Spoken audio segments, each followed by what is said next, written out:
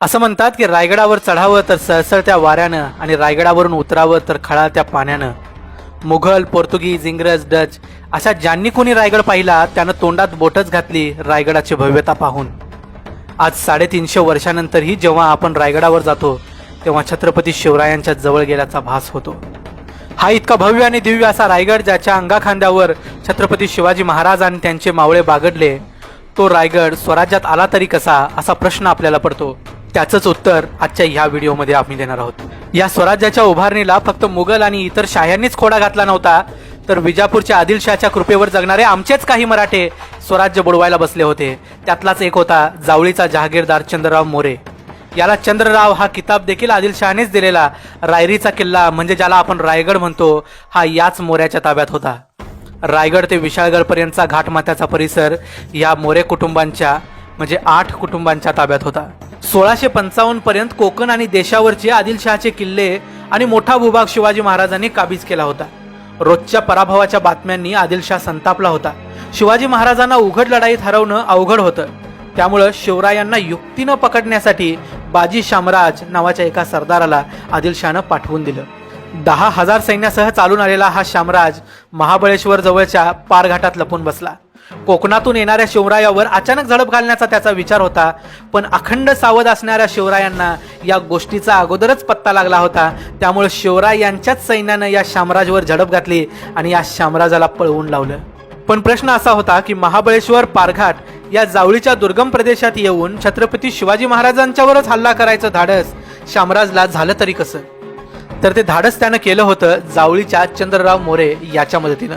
हे जेव्हा शिवाजी महाराजांना समजलं तेव्हा महाराजांचा संताप खूपच वाढला.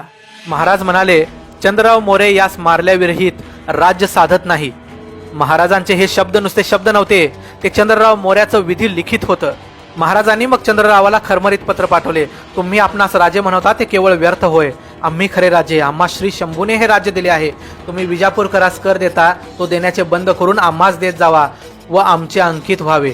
आमचे अंकित न होता बदफैल व्हाल तर तुमची जावळी हस्तगत करून तुम्हास कैद करून ठेवू. चंद्रराव मोरे अतिशय मस्तीत होता. 25 वर्षाचा हा पोर माझे काय वाकडे करेल असे त्याला वाटले.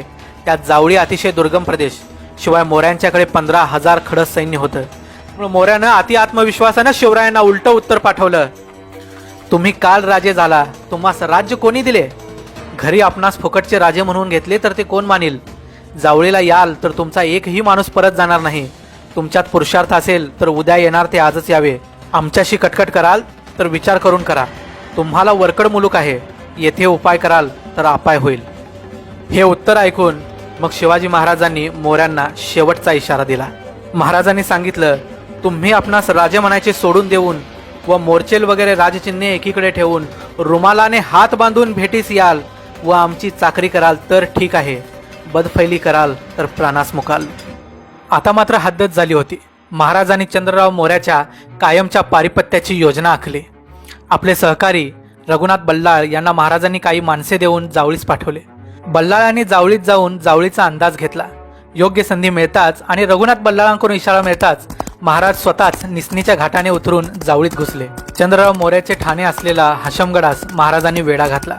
शिवरायांच्या सैन्याच्या चिवट मारापुढे हशमगड जास्त दिवस टिकला नाही. महाराजांनी किल्ला जिंकला, पण चंद्रराव मोरे मात्र आपल्या कुटुंबासह पळून गेला व अभेद्य अशा रायरीच्या किल्ल्यात लपून बसला. हा रायरीचा किल्ला अभेद्य आणि आकाराने खूप मोठा होता, पण शिवरायांनी रायरीच्या किल्ल्यालाही वेढा घातला. चंद्रराव मोऱ्यांच्या सैन्याबरोबर तुरळक चकमकी रोज रोज होत होत्या, पण महाराजांनी किल्ल्याची रसदच रोखली. त्यामुळे मोऱ्यांना किल्ला लढवणं अवघड होऊन बसलं. किल्ल्यावरून होणाऱ्या तोफांच्या माऱ्यामुळे महाराजांना देखील पुढची परिस्थिती बिकट दिसत होती. त्यात तोंडावर पावसाळा आला होता. चंद्ररावांचाही संयम संपत चालला होता. शेवटी हार खाऊन मोऱ्यांनी तहाची बोलणी चालू केली. चंद्रराव मोऱ्यांनी 3 महिने किल्ला लढवून अखेर महाराजांसमोर शरणागती पत्करली आणि रायरीचा किल्ला शिवाजी महाराजांच्या हाती आला. महाराजांनी रायरीचे नाव रायगड असे केले. रायगड पाहताच महाराज काय म्हणाले हे सभासदाच्याच तोंडून ऐका. राजा खासा जाऊन पाहता गड बहुत चकोट. चौतर्फा गडाचे कडे तासिल्याप्रमाणे 1.5 गाव उंच. पर्जन्यकाळी गडियावर गवत उगवत नाही आणि धोंडा तासीव एकच आहे. दौलताबाद पृथ्वीवर चकोट गड खरा, परंतु तो उंचीने थोडका. दौलताबादचे दशगुणी गड उंच असे देखून बहुत संतुष्ट झाले आणि बोलिले, तख्तास जागा हाच गड करावा. शरण आलेल्या चंद्रराव मोऱ्यांचा योग्य तो सन्मान करून महाराजांनी त्यांना चाकणच्या किल्ल्यात नजरकैदेत ठेवले. पण स्वतःला उच्च कुलीन समजणाऱ्या या मोऱ्याने तिथूनही स्वराज्यविरोधी कारस्थाने चालूच ठेवली. एकेकाळी स्वतःला जावळीचा राजा समजणारा चंद्रराव मोरे जो शिवाजी महाराजांना जावळीत घुसण्याचं आव्हान देत होता, तोच चंद्रराव मोरे शिवाजी महाराजांच्या कैदेत पडला होता आणि हीच गोष्ट त्याला बोचत होती. म्हणूनच त्याने मुधोळच्या व्यंकोजी घोरपड्यांशी संधान साधून स्वतःची सुटका करायचा डाव आखला होता. पण त्याने व्यंकोजी घोरपड्यांना पाठवलेली पत्रे महाराजांच्या हाती लागली. महाराज संतापले. महाराजांच्या कोर्टात माफी फक्त एकदाच होती आणि ती मोऱ्यांना अगोदरच मिळाली होती. त्यामुळे इमानाने वागण्याची अनभाग केली असताना देखील बेईमानी केली, म्हणून महाराजांनी चंद्ररावांचं मस्तक धडा वेगळं केलं. चंद्रराव मोऱ्यांच्या बायका आणि मुलांना महाराजांनी पुरंदरावर कैदेत ठेवलं. योग्य वेळी त्यांच्या मुलांना एखादी छोटी जहागीर देऊन त्यांचं बस्तान बसवावं असं महाराजांना वाटत होतं. पण चंद्ररावांच्या दोन्ही मुलांनी देखील विजापूरकरांसोबत संधान साधण्याचा प्रयत्न केला, म्हणून शिवाजी महाराजांनी मग त्यांचा देखील वध केला.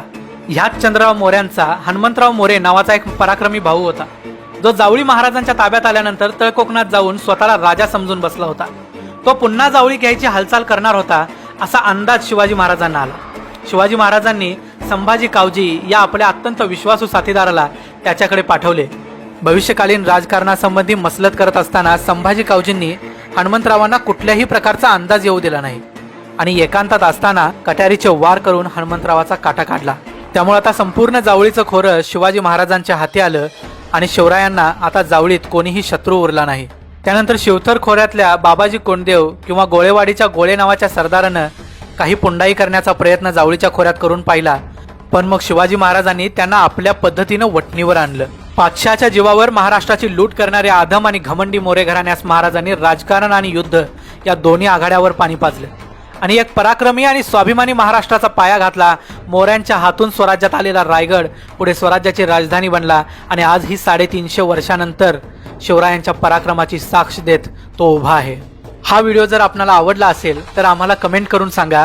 या व्हिडिओला लाईक करा, आपल्या मित्रांच्या बरोबर शेअर करा, जेणेकरून जास्तीत जास्त मराठी माणसांच्या पर्यंत ही माहिती पोहोचेल. तोपर्यंत पुन्हा भेटू पुढच्या एखाद्या व्हिडिओमध्ये. जय हिंद, जय